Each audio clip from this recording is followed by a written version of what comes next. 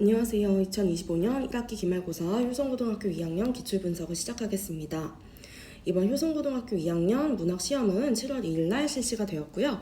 자, 우리 시험 범위 한번 확인해 보겠습니다. 천재적 문학 교과서 그대로 유지가 되었고요. 철저히 교과서 중심으로만 시험 범위가 선정이 되었다. 거의 이렇게 저는 평가하고 있습니다. 교과서 위주로 지금 소설 3편이 수록이 된 게 보이시나요?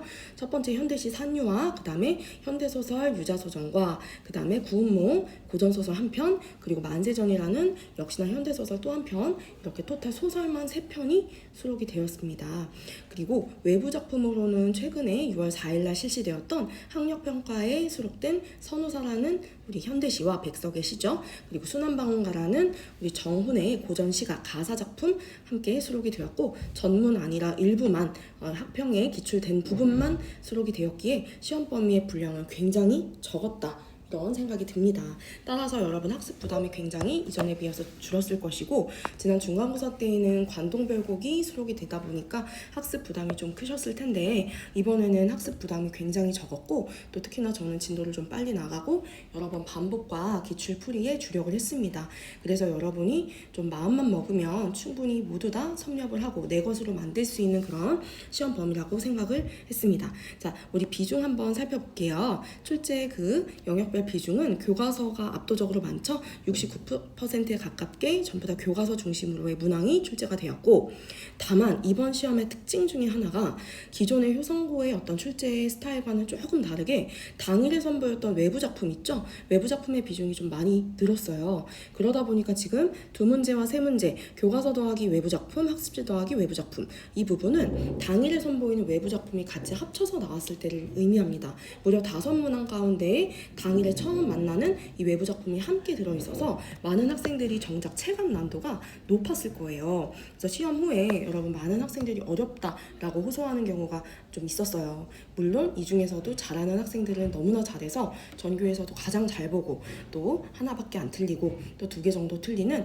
우수한 학생들도 많이 배출이 되었습니다. 즉 그 얘기는 시험 범위의 문제가 아니라 결과적으로 그것들을 잘 헤쳐나갈 수 있는 내공과 문해력, 그리고 작품 분석 능력을 강화해야 되는 것을 우리가 교훈으로 얻어야겠죠. 자, 우리 영역별로 비중도 또 한번 살펴볼게요. 현대시 5개, 현대소설 압도적으로 많습니다. 무려 12개의 문항이 이번에 출제가 되었고, 고전시가와 고전소설은 각각 3문항, 4문항, 그리고 갈래복합 역시도 다양한 장르들을 묶어서 이제 믹스해서 출제하는 경우는 딱 2문항 출제가 되었습니다.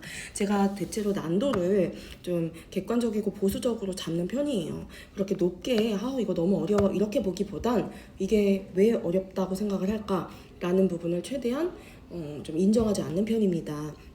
실제로 제가 상이라고 간주할 만한 작품은 없었고요. 다만 문제 유형에 있어서 외부와 엮었을 때 여러분이 오답률이 높았던 문제들 위주로 좀 그래도 면밀히 들여다봤는데, 이해는 합니다만 여러분 사실 이거는 그래도 상이야 라고 하기에는 우리가 좀 더 실력을 키우는 게 더 맞는 표현 같아요. 이게 문제가 너무 어려워 라고 하기보단 이 문제에 걸맞는 실력을 배양하는 것이 더 지금 우리가 갖춰야 할 애티튜드가 아닐까 생각이 듭니다. 자, 다음으로 좀 넘어가 볼게요. 실제 출제된 문항을 좀 살펴보겠습니다. 자, 앞서 말씀드린 바와 같이 이번 시험에서는 저도 좀 의외다 싶었을 정도로 예상은 했습니다만, 이 정도로 그래도 많이 5문항 정도가 외부 작품이 처음 맞닥뜨리는 문제를 이렇게 낼 거라고 생각을 못했어요. 근데 역시나 우리 간간히 이렇게 예견했던 대로 그런 문제들의 비중이 많이 늘었어요. 즉 체감 난도를 많이 높이기 위한 거죠. 이유인즉슨 아마도 시험 범위가 적었기 때문에 또 그 위주로만 내면 고득점자가 너무 많을 것을 우려해서 이제 난도를 적절하게 잘 배분을 하시기 위한 하나의 방법 아니었을까 생각합니다. 그러다 보니까 범위는 적었어도 학생들의 체감 난도가 확 올라갔을 것이고, 이 말인즉슨 내신형 문제, 우리가 흔히 교과서 중심의 문제보다는 수능형의 문제가 점점 내신에서 비중을 높이고 있다라는 걸 빨리 깨달아야 하겠죠. 맹사성의 강호사 시가나 안도환의 만원사, 지금 제가 이 2 작품만 갖고 온 건 아니에요. 사실 더 있는데 지금 하나는 객관식 보여드리기 위해서, 다른 하나는 심지어 논술형에도 처음 맞닥뜨리는 이 외부 작품을 같이 넣었어요. 즉 객관식이든 논술형이든 구분하지 않고 외부 작품과의 연계를 통해서 여러분이 잘 풀고 분석하고 답을 잘 맞힐 수 있도록 요구하는 문제들이 계속 나올 거예요. 그래서 이 부분은 여러분 유념하셔서 자꾸만 이 부분에 우리가 길들여지고 또 실력을 끌어올려야 합니다. 자, 두 번째입니다. 역시나 지난 중간고사 때와 유지되는 기조인데 논술형에 있어서는 조건이 굉장히 많아요. 지금 앞서 1학년 영상에서는 좀 다르게 얘기를 했는데 1학년 영상의 특징은 항목별 세분화가 좀 없어요. 좀 포괄추상적인 그런 논술형 문항이 많고 오히려 창작하고 생각을 개진하는 게 더 많은데 지금 2학년 이번 문학시험의 특징은 논술형의 조건이 좀 많아요. 그러니까 조건이라기에는 좀 하위 문제랄까?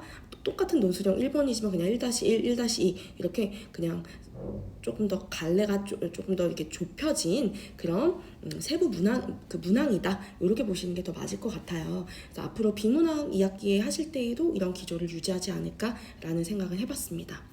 자, 그리고 세 번째의 특징으로는 작품에 대한 분석에 있어서 제가 좀 어떤 고찰을 해봤냐. 객관식 문제와 논술형 문제를 일부러 하나씩 갖고 왔어요. 자, 둘 다 지금 어떤 특성이 있냐면 단순한 학습, 그냥 한 번 읽고 문제 풀고 그냥 오답 정리하는 이런 수준의 학습으로는 택이 없는 정말 택도 없는 정말 깊이 있게 학습을 하고 또 명시되지 않은 부분까지도 내가 추론으로 파악할 수 있어야 되는 그런 능력을 많이 요구하고 있다는 생각이 들었어요. 가령 22번의 객관식 문제도 사실 만세전에 우리 나의 어떤 가치관, 나의 정서와 태도 그리고 타인과의 어떤 그 작중 인물들과의 그 관계에서의 어떤 느끼는 정서나 어떤 이런 대처, 태도 이러한 것들을 복합적으로 묻는 문제인데 사실 학생들이 많이 오답을 좀 만들었던 문항 중에 하나인 것 같아요. 그냥 단순히 단식 판단으로 불쌍히 여기지 않나? 그냥 공손하지 않나? 라고 볼 게 아니라 이제 왜 그랬을까? 그리고 앞에는 맞아도 뒤에는 틀릴 수 있고 또 뒤에가 맞아도 앞에가 틀릴 수 있어요. 그러한 것들을 꼼꼼히 밑줄치고 체크하고 하나씩 다 따져봐야 되는데 여러분은 앞에서 조금 맞아버리면 뒤에를 안 읽죠. 그런 태도를 지향해야 돼요. 그리고 명시된 부분에만 매몰돼서는 안 됩니다. 논술형 4번 같은 경우에 저는 수업 때 해드렸습니다. 학원에서 진도를 나갈 때 우리 만세전 뒷부분이 얼마든지 나올 가능성을 염두를 해서 논술형이든 객관식이든 항상 가능성이 열려있기 때문에 평일 클리닉 시간에 이 부분이 들어있는 이 텍스트를 많이 풀려봤어요. 그래서 아마 저랑 같이 공부한 학생들은 충분히 익숙하게 어렵지 않게 잘 맞닥뜨리고 풀었을 겁니다. 그리고 원래 이 만세전의 원제는 만세전이 아니라 이제 그 수록되었던 그 연재된 잡지가 폐간되기 전에는 묘지라는 제목으로 연재가 됐었어요. 그러면 묘지다, 무덤이다. 실제 이 무덤이라는 것은 작중 인물의 생각이거든요. 내적 독백이 들어있는 이 네모 박스가 쳐져 있는 핵심어라고 볼 수 있는데 이 무덤의 의미가 뭔지 식민지 조선의 현실을 일컫는 비유적 표현이다 라고 얘기를 했어요. 왜? 무덤에는 시체가 살고 구더기가 들끓고 그러면 식민지 조선 현실을 살아가고 있는 우리 조선 이 백성들은 마치 구더기와 같고 살아있는 존재가 아닌 죽은 존재와 같은 시체와 같은 그런 존재다 라는 작가의 인식이 반영된 표현이죠. 이러한 생각들을 수업 때 여러 번 얘기를 했고 클리닉 때도 여러 번 풀고 메모도 시키고 여러분이 잘 학습했으리라고 믿어요. 그러다 보니까 좋은 고득점자도 많이 배출이 됐습니다. 그러면 그러한 내용을 분명히 교과서 중심으로만 명시된 부분에만 매몰돼서 공부를 하는 학생들은 당해내기 어렵습니다. 그렇기 때문에 학원을 다녀라 이 뜻이 아니라 여러분 학원을 설령 다니지 않더라도 이런 부분을 고려해서 자습서에도 있는 얘기고 또 다른 문제집에도 있는 얘기이기 때문에 찾아서 자꾸만 왜 이럴까라는 생각을 곱씹어 봐야 할 것 같습니다. 그러한 심화 학습과 또 명시되지 않은 부분도 내가 맥락상 우리가 흔히 촉이라고 하죠. 그런데 허무맹랑한 그런 근거 없는 촉이 아니라 근거 있게 명시된 부분들을 기반으로 해서 명시되지 않은 부분까지도 내가 추론할 수 있는 추론력을 강화하는 것이 정말 필요한 것 같아요. 그런 능력들을 평가하는 문제가 객관식이든 논술형이든 지금 잘 내고 계시는 것 같아요. 저는 지난 중간에 이어서 기말고사 또한 효성고 선생님들께서 문제를 굉장히 보시면서 잘 만드셨다 이렇게 평가하고 싶습니다. 많은 학생들이 어렵게 느끼는 시험이 그래도 잘 만든 문제라고 생각을 해요. 그리고 택도 없이 그냥 배우지 않은 데에서만 낸 게 아니라 근거 있게 정말 2학년 학생이라면 풀어볼 법한 그런 난도의 문제라고 생각을 했습니다. 자, 총평입니다. 교과서와 또 소량의 아주 극소량의 외부 작품을 기반으로 한 아주 적은 분량의 시험 범위라 부담이 적었죠. 또 시험 당일 선보이는 그 낯선 외부 작품의 비중이 많이 늘었어요. 그러다 보니까 적은 범위였지만 시험 범위였어도 체감 난도는 더 올랐다. 그래서 평균이 더 내려갈 것으로 예상은 하고 있어요. 자, 상세 허위 유형으로 세분화된 논술형 문항은 지난 중간고사에 이어서 이번 기말고사에서도 유지되면서 출제가 되고 있네요. 즉, 이 부분은 어떤 조건이 까다롭다기보다는 해당 문항을 하위 문항으로 보고 그 하위 문항에서 요구하는 부분에만 주력해서 문제를 푸시면 돼서 어렵게 느끼지 않습니다. 저는. 자, 교과서 미수록 부분과의 연계나 또 타 외부 작품과의 연계를 이제 논술형에도 적용을 한다. 객관식에만 국한된 게 아니다. 이 부분도 우리가 주목해야 될 포인트인 것 같아요. 그래서 일단 현재로서는 94 정도 저는 1컷을 좀 예상을 하고요. 아마도 논술형 평가가 한 2, 3주 정도 진행이 된 이후에는 더 좀 다운될 수 있겠죠. 자, 그 부분도 잘 유념하고 여담이지만 효성고는 논술형 평가가 후하지 않습니다. 굉장히 잘 깎으시는 편이기 때문에 조금 부당하거나 억울한 부분이 있으면 선생님을 꼭 찾아가서 정중하게 좀 여쭤도 보고 좀 이렇게 최대한 좋은 점수를 얻을 수 있도록 여러분이 막무가내로 조르지 마시고 근거 있게 잘 합리적인 근거를 마련하시는 걸 좀 권유드리겠습니다. 자, 앞으로의 준비 방향은 항상 했던 얘기예요, 여러분. 정말 이 부분은 너무 중요한 부분인데 당일에 제시되는 낯선 외부 작품은 점점 늘 겁니다. 그리고 이번 내신은 문학이 이제 끝이 났지만 앞으로 3학년 때에도 맞닥뜨릴 수 있고 또 수능도 보셔야 되잖아요.